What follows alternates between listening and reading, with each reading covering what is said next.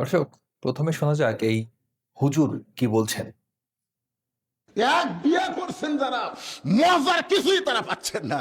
দুটা করলে পাবেন মজা। ধরে কম কয়টা, খালি দুটা বউ থাকলে বলতে পারতাম, এই কি তুই রাগ করছিস, আমি ওটার কাছে যাবো। যেই বলবো ওটার কাছে যাবো, ই দৌড়ে এসে পা ধরে বলবে দরকার নাই, আমি ভালো হয়ে গেছি। এই জন্য আল্লাহ জানে বলেই তো দুই দিয়ে শুরু করছে। যদি মরদ হও, পারো আরো একটা করো, এর চাইতেও যদি ভালো হও তাহলে আর একটা বসাও। যদি না পারো, দুর্বল হও, আমানতের খিয়ানত হবে, তাহলে একটা লিয়েই থাকো। কারণ বর্তমান পরিবেশে বেশি বিয়ে করলে আমানতের খিয়ানত হওয়ার সম্ভাবনাই বেশি। জোরে কোন কথা ঠিক কিনা? এই জন্য আমরা উৎসাহ দিচ্ছি না বেশি বিয়ে করেন, একটা লিয়েই থাকেন। কিন্তু আল্লাহর কোরআনের আয়াতের উপরে হাত মারা যাবে? এটা মারছে। কি বললেন হুজুর? আরেকবার আরেকবার শুনি। লিয়েই থাকেন, কিন্তু আল্লাহর কোরআনের আয়াতের উপরে হাত মারা যাবে? এটা মারছে। এটা এটা কেমন কথা হলো হুজুর? ঠিক বুঝলাম না। আপনারা কি বুঝেছেন দর্শক? হুজুর আসলে এখানে কি বুঝালেন? যাই হোক, আরো শুনি। কে রে, আমাকে নবী বিয়ে করলে 11টা, এটা যদি শোনে অনেক মেয়েরাই কবে, হুজুর নবী হয়ে 11টা বিয়ে করলো। আপনারা বলেন তো।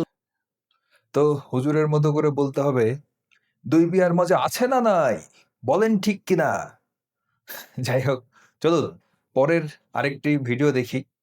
যে নবীজি তার যে অসংখ্য স্ত্রী ছিল, তিনি তাদেরকে কিভাবে কন্ট্রোল করতেন, তাই সেই বিষয়ে এই একই হুজুর কিন্তু বয়ান দিচ্ছেন। চলুন শোনা যাক। একই টাইমে নবীর কয়টা বউ ছিল? 9টা। এক সময় নবীর 9টা বউ ছিল। 9টা বউ একই টাইম, মানে এক সময় 9টা বউ ছিল। এই 9টা বউ একদিন নবীকে ঘিরে ধরে বলতেছে, ইয়া রাসূলুল্লাহ, আমাদের 9 জনের মধ্যে সবচাইতে বেশি ভালোবাসেন কাকে? আল্লাহ রাসূল কই, বউলে তো একদিন সংসার করতেছি রে, কিন্তু এইরকম বিপদ তো পড়িনি। এখন যদি নবী বলে আমি অমুককে বেশি ভালোবাসি, তাহলে বাকি 8জনকে খুশি হবি না মন খারাপ করবে? তো নবীর ব্যবহারে কারো মন খারাপ হোক, এটা কি আল্লাহ চায়? নবী বললেন, ঠিক আছে, আজকে বলবো না কাকে সবচেয়ে বেশি ভালোবাসি, আগামীকাল বলবো, যাও। তো 9টা বউ যখন চলে গেছে, সারা রাত নবীর চোখে তার ঘুম নাই, কারণ সকাল হলি আর ধরবি, মেয়ে মানুষ তো বুঝতেছেন। নবী যখন চিন্তা করতে, এক টোপলা খেজুর নিয়ে নবী আয়েশার ঘরের দরজাত গেলেন। আয়েশা দরজা খুলি বলতে যে, হুজুর আমি জানি আমাকে সবচাইতে বেশি ভালোবাসেন, কিন্তু সবার সামনে বলতে পারেন নাই, এখন গোপনে বলতে আইছেন।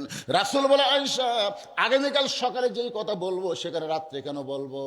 আমার কাছে কেন আইছেন হুজুর? বলে, তোমাকে 2টা খুরমা খেজুর দিলাম ভালোবেসে, এ কথা যেন তুমি কাউরে খোয় না।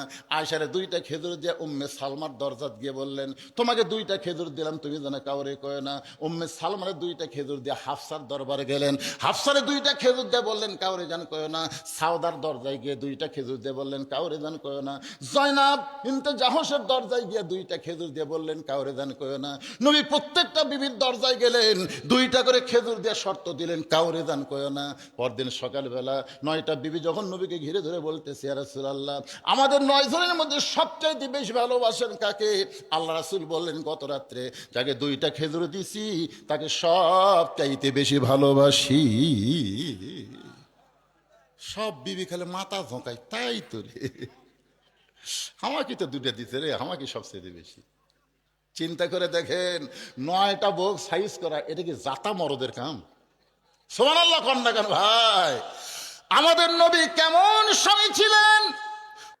বুঝলেন দর্শক, একটু আগেই এই হুজুর বললেন যে দুই বিয়ের মজা আছে না নাই, কিন্তু এখন আবার তাকে মানে একটি উদাহরণ দিয়ে বোঝাতে হচ্ছে যে 9জন স্ত্রীর সাথে সংসার করা কতটা জটিল, কত কূট কৌশল, কত চালাকি অবলম্বন করা লেগেছিল প্রিয় নবী, আমাদের প্রিয় নবী হযরত মুহাম্মদ সাল্লাল্লাহু আলাইহি ওয়াসাল্লামের। তো চলুন দেখা যাক আরেকজন হুজুর তিনি কি বলছেন।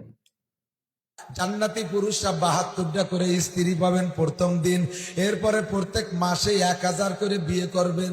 হ্যাঁ, আল্লাহর কসম। কয়েক হুজুর খালি কি এই কাজ, আর কোনো কাজ নেই? না, ওর মধ্যে ব্যারাক, অ্যাডামস, কারিতা, বিআর ডিবি, স্বনির্ভর, জাগরণী চক্র, আশা, প্রচিকা, গ্রামীণ ব্যাংক, টোন মারা, মন মারা, রাস্তা মারা, খাল মারা, ঘুষ খাওয়া, সুদ খাওয়া, মদ খাওয়া, গাঁজা খাওয়া, চুরি করা, ডাকাতি করা, তবলিগ, সরমুনাই, মসজিদ, মাদ্রাসা, কিচ্ছু নাই, খালি বউ দিয়ে ফুর্তি আর খাবে। জান্নাতি পুরুষরা 72টা করে স্ত্রী পাবেন প্রথম দিন, এরপরে প্রত্যেক মাসে 1000 করে বিয়ে করবেন। 72টা করে স্ত্রী পাবে প্রথম দিন এবং প্রতি মাসে আরো 1000 করে তারা বিয়ে করতে পারবে। বাপ রে বাপ! মানে এটা কিভাবে সম্ভব? তারা এগুলো স্বপ্ন দেখে আর কি। চলুন দেখা যাক এই যে আমাদের আরেকজন হুজুর শায়েখ আব্দুর রাজ্জাক বিন ইউসুফ, তিনি বর্ণনা দিচ্ছেন যে জান্নাতি হুর কেমন হবে। চলুন শোনা যাক তার মুখ থেকে। অত দামি মেয়েকে কিভাবে তুমি ভোগ করতে চাও? তুমি হিসাব করতে পারো না? জান্নাতের নারী এত সুন্দরী, জান্নাতের নারী এত সুন্দরী, জান্নাতের নারী এত সুন্দরী, যাদেরকে দেখে মনে হবে ঝিনুকের মধ্যে লুকানো মুক্তা। জান্নাতের নারী এত সুন্দরী, জান্নাতের নারী এত সুন্দরী, যাদেরকে দেখে মনে হবে ছড়ানো ছিটানো মুক্তা। জান্নাতের নারী এত নরম, জান্নাতের নারী এত নরম, জান্নাতের নারী এত নরম যে আপনার ওই ডিমের খোসা এবং সাদা পদার্থ, ডিমের খোসা এবং কুসুমের মধ্যে সাদা পদার্থ যত নরম, ডিমের খোসা এবং কুসুমের মধ্যে সাদা পদার্থ যত নরম, জান্নাতের নারী তত নরম। কি দিয়ে বুঝায় যুবক আমি তোমাকে? জান্নাতের নারী কত নরম! মহান আল্লাহ চ্যালেঞ্জ করে বলেছেন, লাম ইয়াতমিসহুন্না ইনসুন ওয়ালা জিন। জান্নাতের নারীকে মানুষ কোনোদিন স্পর্শ করেনি, জান্নাতের নারীকে জিন কোনো স্পর্শ করেনি, কোনো দিন কোনো জিন স্পর্শ করেনি। জান্নাতের নারীর ব্যাপারে আল্লাহ তাআলা চ্যালেঞ্জ করেছেন, জান্নাতের নারীদের কোনোদিন পেশাব হবে না, তাদের কোনোদিন পায়খানা হবে না, তাদের কোনোদিন হায়েজ হবে না, তাদের কোনোদিন নাকে শিকান হবে না, তাদের শরীরে কোনোদিন ময়লা হবে না, তাদের কাপড় কোনোদিন অপরিষ্কার হবে না, তাদের মাথায় থাকবে লম্বা লম্বা কোঁকড়া কোঁকড়া কুচকুচে কালো চুল। যুবক তোমাকে আমি কি দিয়ে বুঝাই জান্নাতের নারী কত সুন্দরী? তাদের বক্ষ হবে স্ফীত গোলাকার। তুমি এই জান্নাতের নারী ভোগ করতে চাও পতিতালয়ের নারী দেখে? এখনই সিদ্ধান্ত পরিবর্তন করো, জান্নাত হবে ইনশাআল্লাহ। অনাহান ভাবা যায়? হে যুবক, তোমরা একটু ভাবো, একটু চিন্তা করো। জান্নাতের নারীর যে বর্ণনা হুজুর দিলেন, কি ডিমের কুসুমের এবং খোসার মাঝখানে যে সাদা পদার্থ তার মতো নরম। আমি তো ঠিক বুঝছি না এরকম আসলে নরম এরকম তরল পদার্থ হবে নাকি জান্নাতের হুরেরা? তো অন্য আরেকটি ওয়াজ দেখা যাক। তারেক মনোয়ার, আমরা যাকে রকেট মনোয়ার বলি, অনেকে বলে রকেট মনোয়ার অক্সফোর্ডি। তো সেই বেলগ্রেড হুজুর কি বলছেন? আমারও পড়ানো যাহা যায়, রবীন্দ্রনাথ ঠাকুর আমারও পড়ানো যাহা যায় লিখে মনে হয় খুব একটা ভুল করে বসেছেন। তো সেটিকে তিনি ইসলামিক ভার্সন, আমারও পড়ানো যাহা যায় ইসলামিক ভার্সন কি হবে তিনি সেটি ঠিক করে দিচ্ছেন আর কি। চলুন শোনা যাক। এই জন্য নজরুলকে ভালো লাগে। ঠাকুরার আছে কিছু? ঠাকুরের কিচ্ছু না। আমারও পরানো যাহা চায় তুমি ঠাই গো। আরে পাগল, তুই থাকলে তো তোর মুসলমান বানায় দিতাম। এটার ভিতরে আল্লাহর নাম ঢুকিয়ে দিতি, মুসলমান হয়ে যেতি। আল্লাহর ইচ্ছায় যাহা হয় আমি তাই তাই গো। আল্লাহ ছাড়া ত্রিভুবনে মোর কেহ নাই, কিছু নাই গো। ঠিক কিনা? একজন ত্রিভুবনে আমরা কেউ নাই, আগেও ছিলাম না, পরেও থাকবো না। থাকবেন কে? এই জন্য তাহাজ্জুদের নামাজ রাসূল বলতেন, আনতাল আউয়ালু লাইসা ক্বাবলাকা শাই, আনতাল আখিরু লাইসা দুনাকা শাই, আনতাল। তো তুমি এই যে এটি আমারও পড়ানো যাহা চায় হবে না, হবে হচ্ছে যে মানে তার পড়ানে আল্লাহ থাকবে এরকম একটি কিছু বোঝাতে চাচ্ছেন, যে এই পুরা বিশ্ব আল্লাহর কন্ট্রোলে। আমি বুঝি না যে হুজুররা শুধু মানে বিখ্যাত কবিদের, বিখ্যাত গীতিকারদের গানের সুর, গান নকল করে কেন তারা নিজেরা গজল তৈরি করে? তারা নিজেরা একটি মৌলিক গজল কেন তৈরি করতে পারে না? নিজেরা একটি সুর করে নিজেদের একটি গজল কেন তৈরি করতে পারে না? আমি সবসময় সব গজলই দেখি যে কোনো না কোনো গানের সুর চুরি করে তারা গজল তৈরি করে। কেন এরকম করে? তারা কোরআন হাদিস রিসার্চ করে এত এত কিছু তৈরি করে ফেলছে, কিন্তু একটি সামান্য একটি গানের সুর তারা তৈরি করতে পারছে না কেন? এটা আমার প্রশ্ন থাকলো হুজুরদের প্রতি। আপনারা যদি জানেন কমেন্টে জানাবেন। তো দর্শক, রবীন্দ্র গবেষক হুজুরকে তো দেখলেন, এবার দেখুন জীবনানন্দ গবেষক একজন হুজুর। তিনি জীবনানন্দের বিখ্যাত কবিতা আবার আসিব ফিরে, তার প্রকৃত অর্থ তাফসির তিনি করেছেন। তো চলুন শোনা যাক তার মুখ থেকে তিনি কি বলতে চাচ্ছেন, যে জীবনানন্দ আবার আসিব ফিরে কবিতায় আসলে কি বোঝাতে চেয়েছেন। চলুন হুজুরের মুখ থেকে শুনি। নাই। কবি জীবনানন্দ দাশ নিজের স্ত্রীকে ডাক দিয়ে বলে, স্ত্রী রে প্রাণের স্ত্রী, আমি মরে গেলে তুমি কেঁদো না, আমি মারা গেলে তুমি কান্নাকাটি করো না। স্ত্রী বলছে, স্বামী তুমি কি কথা কও, মরে গেলে পরে তুমি চিরবিদায় নিয়ে যাবে, আমাদের থেকে চিরবিদায় হয়ে যাবে, তোমার জন্য না কাঁদলে কাঁদবো কার জন্যে? স্বামী জীবনানন্দ দাশ বলে, না রে, আমি আবার পৃথিবীতে ফিরে আসব। নাউজুবিল্লাহি মিন জালিম। পুনর্জন্মবাদী এরা পৃথিবীতে আবার ফিরে আসতে চায়। স্ত্রী জিজ্ঞাসা করে, স্বামী রে, পৃথিবীতে তুমি ফিরে আসবে, তোমাকে চিনবো কি করে? তুমি কি মানুষের অবয়ব, এই মানুষের রূপ নিয়ে কি তুমি আসবে, এই সুরতে আসবে? স্বামী বলছে, না, এই সুরতে আমি আসব না, হয়তোবা আমি আসব শঙ্খ চিল হয়ে, শালিক পাখির বেশ নিয়ে, আর যদি তাতেও তুমি আমাকে না চিনো, তাহলে আমি কাউয়া হয়ে আসব। কি হয়ে আসবে বলেন? কবি জীবনানন্দ দাশ তিনি কবিতা লিখেছেন, আবার আসিব ফিরে ধানসিঁড়িটির তীরে এই বাংলায়, আবার আসিব ফিরে ধানসিঁড়িটির তীরে এই বাংলায়, হয়তোবা মানুষ নয় শঙ্কচিল হয়ে শালিকের বেশে, হয়তোবা মানুষ নয় ভোরের কাক হয়ে নবান্নের দেশে। ভোরের কাক হয়ে নবান্নের দেশে এই রূপ নিয়ে আসবে। এই লোকগুলো মরার পরে আবার পৃথিবীতে আসতে চায়, অথচ মৃত্যু একবারই, ইল্লা মাউতাতানাল উলা। মৃত্যু কয়বার? জোরে বলেন। এই হুজুরে কবিতা পড়তে বলেছে কে? কারণ নবী মোহাম্মদ কিন্তু কবিতার একদম নিষিদ্ধ করে গিয়েছেন। তার একটি হাদিসে আছে যে কবিতা পড়ার থেকে পুজ ভর্তি পেট উত্তম। তো এই হুজুর কবিতা তো পড়েছেন, সেটি কি বিকৃত অর্থ করে তিনি মানুষের সামনে উপস্থাপন করছেন, তার নিজের যা বুঝেছেন আর কি, তার ব্রেনে যতটুকু এসেছে তিনি তাই করেছেন। যাই হোক, এই যে আরেক হুজুর আর্জেন্টিনা ব্রাজিল সমর্থকদের প্রচন্ড হুঙ্কার দিচ্ছেন, চলুন শোনা যাক তিনি কি বলছেন। এই কথিত বিশ্বকাপের নামে মারামারি করে 100 জন যুবক আহত হয়েছে। নাউজুবিল্লাহ। বিশ্বকাপ খেলবে বেশ্যা বেহায়ারা, মারামারি করিস কেন? তোরা এই ব্রাজিল আর্জেন্টিনা নিয়ে মারামারি করিস কেন? ব্রাজিলে আর্জেন্টিনা আজান দিতে দেওয়া হয় না, এখানে মুসলমানদের জুলুম করা হয়। যদি মুসলমানরা কোথাও একত্রিত হয় নামাজ পড়তে চায়, তাহলে সেখানে মসজিদের আকৃতি ঘর তৈরি করতে দেওয়া হয় না। তো চায়নায় কি হয় হুজুর? চায়নায় যে মসজিদ ভেঙে টয়লেট বানায়, সেগুলো আপনাদের চোখে পড়ে না? সেগুলো নিয়ে তো এরকম কখনো, এই যে শত শত মানুষ নিয়ে আপনারা রাস্তায় দাঁড়িয়ে পড়েছেন, এরকম তো কখনো দেখলাম না। আবার বলা হয় মুসলমানদের উচ্চ সুরে আজান হবে না, মুসলমানরা যদি নামাজের ঘর করে সেটাও গির্জার থেকে নিচু হতে হবে না। এই মুসলমান যারা নবীজির দুশমন, যারা আজানের উচ্চারণ করতে দেয় না, যারা মসজিদ বানাতে দেয় না, তাদের পতাকা নিয়ে তোমরা পাল্লা পাল্লি ফালাফালি করো কেন? জেগে উঠো, তোমার বিবেক জাগ্রত করো, তোমার জ্ঞান জাগ্রত করো, তোমার ইমানকে জাগ্রত করো। এই ব্রাজিল আর্জেন্টিনা এগুলোকে পদদলিত করো, এগুলোকে পদদলিত করো, ফ্রান্সকে পদদলিত করো।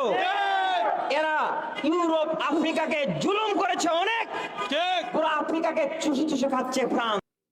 এটা কোনো কথা?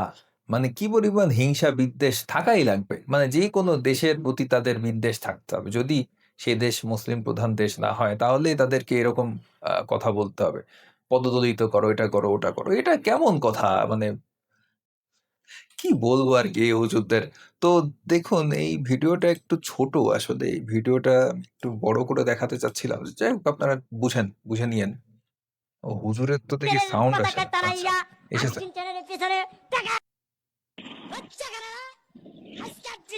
পতাকা তারাইয়া আর্জেন্টিনার পিছনে টাকা খরচা করতেছ, দান দিতেছ, পান দিতেছ, কে বললা কোরআনের আন্দা কিরা ধরে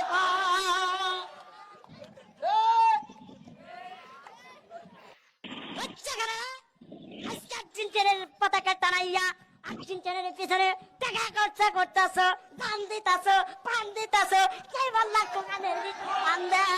ঠিক কিনা ধরে কও। বুঝলাম না, হুজুর কি আসলে ব্রাজিল সমর্থক নাকি আর্জেন্টিনা সমর্থকদের কি এইভাবে কেন তিনি উদ্দেশ্য করে এ ধরনের কথা বলছেন আমি ঠিক বুঝলাম না। তো আর্জেন্টিনা সমর্থকরা তারা মাইন্ড করেন না, তারা এই গানটি দেখুন, এই গজলটি দেখুন, তাহলে আপনাদের মন ভালো হয়ে যাবে। নেইমার হল সবার সেরা, সবচেয়ে ভালো খেলে, আসবে না তো ধারে কাছে মেসিরা সব মিলে। নেইমার হল সবার সেরা, সবচেয়ে ভালো খেলে, আসবে না তো ধারে কাছে মেসিরা সব মিলে। উল্টো পাল্টা বলবে না কেউ ব্রাজিল নিয়ে বুলি, উল্টো পাল্টা বলবে না কেউ ব্রাজিল নিয়ে বুলি। নেইমার হল সবার সেরা, সবচেয়ে ভালো খেলে। তো চমৎকার একটি গজল আপনারা শুনলেন, ব্রাজিলকে নিয়ে বানিয়েছে ব্রাজিলের সমর্থকরা। আসলে শুনে খুব ভালো লাগলো, মনটা ভালো হয়ে গেল। তো ব্রাজিল সমর্থকরা কমেন্টে জানাবেন যে আপনাদের কেমন লাগলো গজলটি। তো আরেকটি খবর, আরটিভি খুবই গুরুত্বপূর্ণ জীবন ঘনিষ্ঠ একটি প্রশ্ন করেছে, মানে উত্তর দিয়েছে তারা যে ২ বিয়ে হওয়া নারী জান্নাতে কোন স্বামীর সঙ্গে থাকবে? খুবই একটি মানে গুরুত্বপূর্ণ প্রশ্ন। তো খুবই জীবন ঘনিষ্ঠ প্রশ্ন এখানে একজন করেছেন, তার উত্তর তারা দিয়েছেন। আসলে বাংলাদেশী মিডিয়াগুলো মানে খুব গুরুত্বপূর্ণ বিষয়ে কিন্তু তারা ফিচার লেখে আমরা দেখেছি আগে। তো দেখা যাক যে আরেকটি ভিডিও তিনি কি করছেন, দেখা যাক।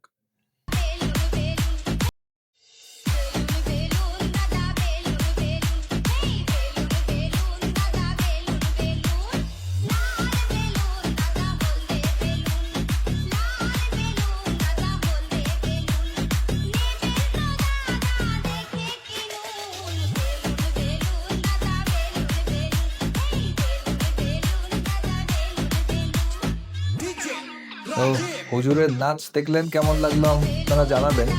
তো এরপরে আবার সেই আব্বাসীকে নিয়ে কথা না বললে আসলে হয় না। তো দেখুন তিনি কি বলছেন।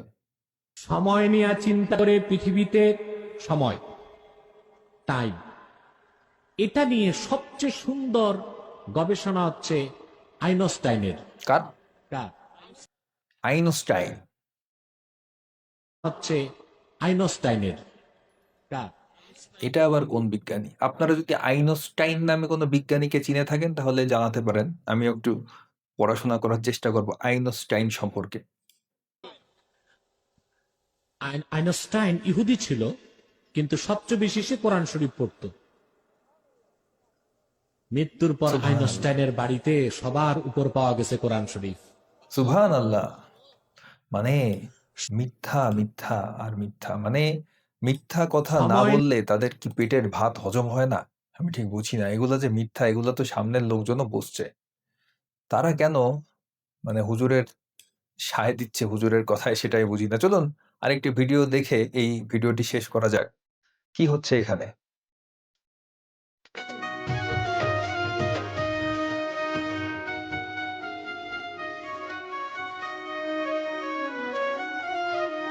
রিমঝিম বর্ষায় ভিজতে ভালো লাগে, রিমঝিম বর্ষায় ভিজতে ভালো লাগে। ও সাথী আয় আজ মনে প্রেম জাগে, তোর গোরা গালে, ও তোর গোরা গালে ছুতে চাই প্রিয়া রে, তার লাগে ছটফটে মন করে। তোর গোরা গালে ছুতে চাই প্রিয়া রে, তার লাগে ছটফটে মন করে। মেঘা রে মেঘা,